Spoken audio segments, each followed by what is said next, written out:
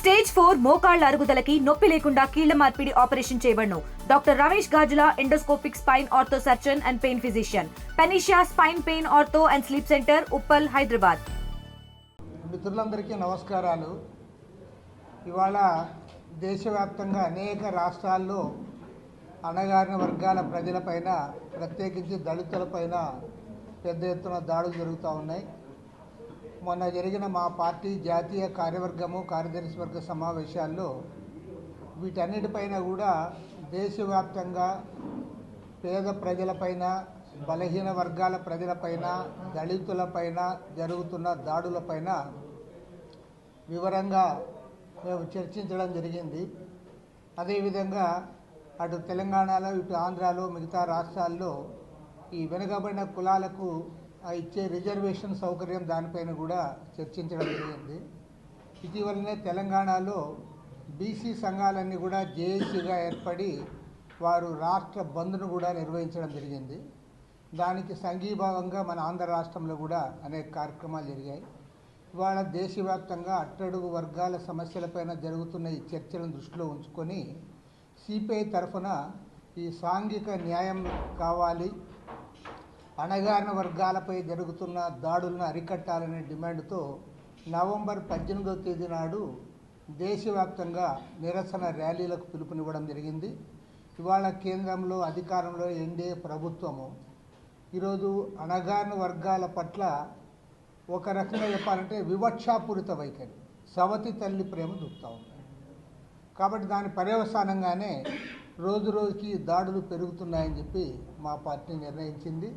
కాబట్టి నవంబర్ 18వ తేదీ జరిగే ఈ నిరసన కార్యక్రమాల్లో దేశవ్యాప్తంగా పెద్ద ఎత్తున పార్టీ నాయకులు, కార్యకర్తలే కాకుండా బలహీన వర్గాల ప్రజలు కూడా అందుబాటులోకి వచ్చి వారు కూడా ఇందులో పాల్గొనాలని చెప్పి ఈ సందర్భంగా విజ్ఞప్తి చేస్తూ ఉన్నాం.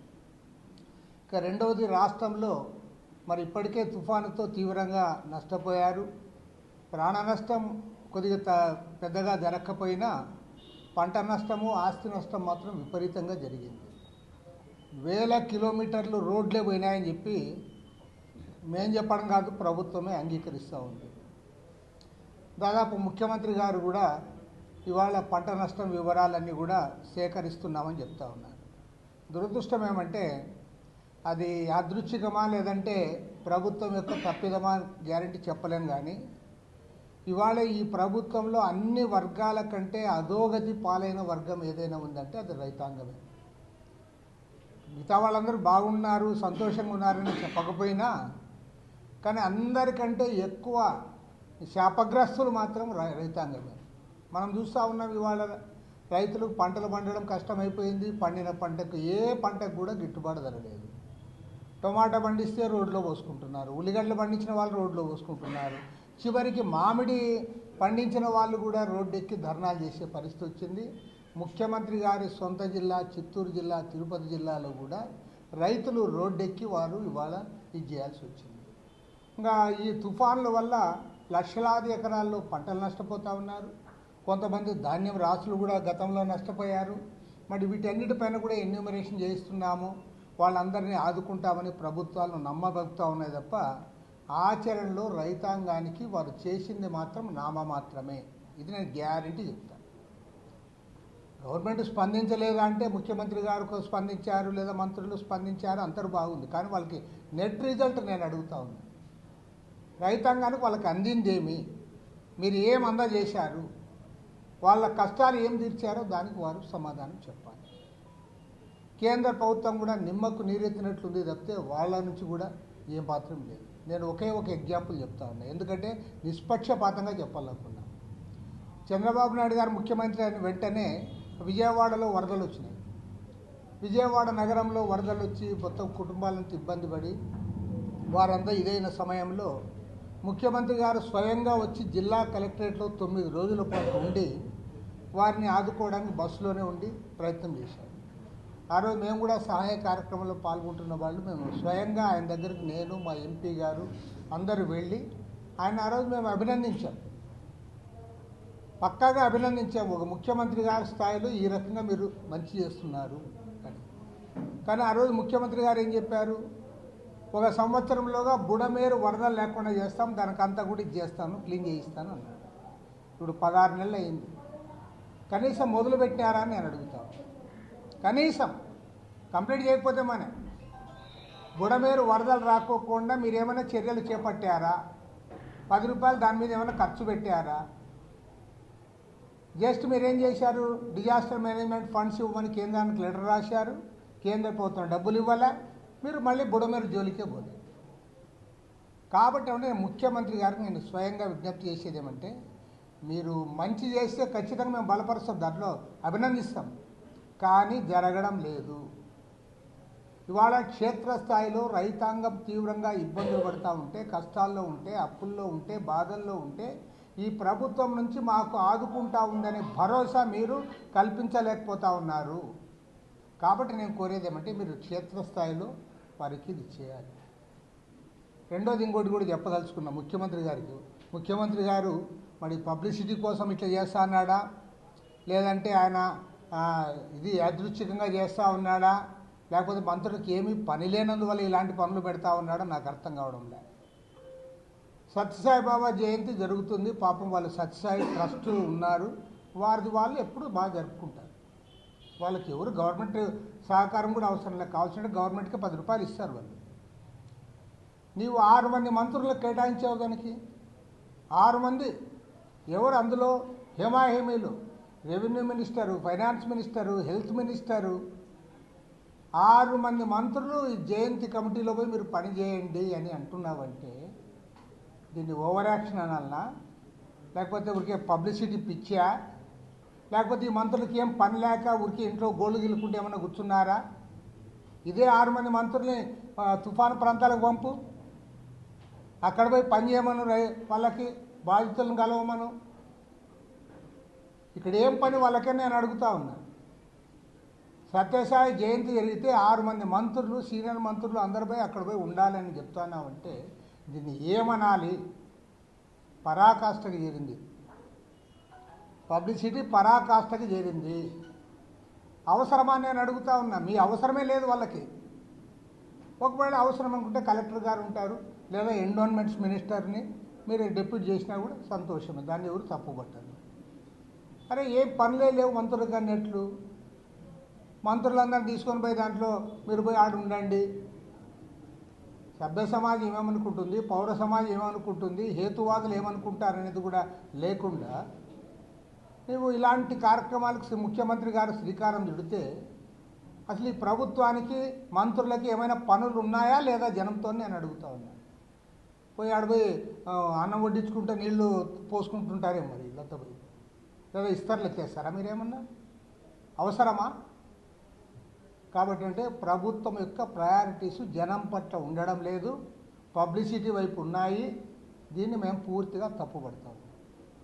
తర్వాత ఈ 16 నెలల కాలంలో నేను గమనించింది ఏమంటే ఈ గవర్నమెంట్లో మొత్తం మీ పార్టీలో ఉన్న 80% మంది ప్రజాప్రతినిధులు ఒకే పనిలో ఉన్నారు. ఒక 20% మంది పాపం వాళ్ళని అభినందించాలి, వాళ్ళు ఇంత అధ్వానం కాలే. అరే ఇంతకుముందు ఏదన్నా నాకు బాధగా వచ్చింది, మా ఇంటికి ఏదో చేశాడు, వాడు ఎవడో బెదిరిస్తూ ఉన్నాడు, ఇంటి పక్కన వాడు ఏదో అంటున్నాడంటే పోయి ఎమ్మెల్యేకి చెప్పుకునేవాళ్ళు. ఇప్పుడేమైపోయింది, ఎమ్మెల్యే నుంచి కాపాడమని ఎవరు చెప్పుకోవాలో అర్థం కావడం లేదు. ఎమ్మెల్యేలే కబ్జాకోర్లు అయితే, కంచే చేను మేస్తే ఎవరు పోయి చెప్పుకోవాలా? మన పల్లెల్లో ఇంతకుముందు సామెత ఉండింది, అమ్మ బో పెట్టకపోతే మనమ్మ కుక్కను కట్టేసుకోమ్మా అని. అది వాడు ఇంటి దగ్గర పోతే కుక్కలు ఇడుస్తారని అని అడిగాడు. సేమ్ ఇప్పుడు అట్లుంది. మీరు మాకు న్యాయం చేయకపోతే మనే, సేవ చేయకపోతే మనే, మీరు మా ఆస్తులు కబ్జాలకు రావద్దని కోరుకునే పరిస్థితి వచ్చిందంటే ఇంతకంటే ఘోరమైన విషయం ఇంకోటి ఉంది అని నేను ముఖ్యమంత్రి గారిని నేరుగా ప్రశ్నిస్తూ ఉన్నా. ఇవేమో రోజు టీవీల్లో పేపర్లో చెప్తా ఉన్నారు, వైభవంగా ఎంత పొగుడుతున్నారంటే కొంతమంది అసలు ఇంత సమర్థత ఇంకెక్కడా చూడలేదు, ఇంత పరిపాలన చూడలేదు, అన్నీ ఆయన కంప్యూటర్లోనే కనపడుతున్నాయి. మరి ఈ కబ్జాలు నీకు కనపడలేదా కంప్యూటర్లో? కబ్జాలు కంప్యూటర్లో కనపడవా? ఏమైనా దానికి ఏమైనా అడ్డం వస్తుందే తెరా? నీకు అన్నీ కనపడుతున్నాయి కదా. కాబట్టి వాళ్ళ స్పష్టంగా చెప్తా ఉన్నాం.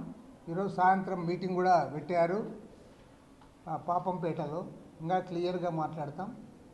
ప్రభుత్వాన్ని తీవ్రంగా హెచ్చరిస్తూ ఉన్నాం. ఇవి కంట్రోల్ చేయకోకుండా ముఖ్యమంత్రి గారు నువ్వు ఎన్ని మాటలు చెప్పినా, మీడియా అంతా కూడా నీ చుట్టే తిరిగినా నీకేమీ లబ్ధి జరగదు. గ్రౌండ్ లెవెల్లో మొత్తం నీ ప్రభుత్వం అంతా కూడా అప్రతిష్ట పాలవుతూ ఉంది పూర్తి స్థాయిలో. ఎందుకంటే అసలు కాపలా కాయాల్సిన వాళ్ళే దొంగతనాలు చేస్తూ ఉంటే ఇంకా ఎవరు చెప్పుకోవాలి? వాళ్ళు ఎవరు చెప్పుకోవాలని నేను అడుగుతా ఉన్నా. నీవేమంటానో అన్నీ నాకు తెలుస్తా ఉన్నాయి, నా ఉన్నాయంటే లోకేష్ రెడ్ బుక్ అన్నాడు. మరి రెడ్ బుక్లో ఇవి రాసుకోవడాన్ని నేను అడుగుతాను. లోకేష్ కూడా అడుగుతా ఉన్నా, నీ రెడ్ బుక్లో వైఎస్ఆర్ కాంగ్రెస్ వాళ్ళు మాత్రమే కనపడతాయా? నీ రెడ్ బుక్లో ఈ దురాగతాలు, ప్రజల్ని పెట్టే ఇబ్బందులు ఇవి నీకు కనపడవా అని కూడా అడుగుతా ఉన్నా. పవన్ కళ్యాణ్ అయితే నేను ఏం అనదలుచుకోలే. ఎందుకంటే పాపం అతను మొదట్లో బాగా యాక్టివ్గా ఎక్కడ ఏం అక్రమాలు జరిగినా నేను ఉంటాను అని పాపం జనముకి బాగా కనపడాలని కాకినాడ వరకు కూడా పోయాడు. ఆ షిప్ దగ్గరకు కూడా పోయాడు.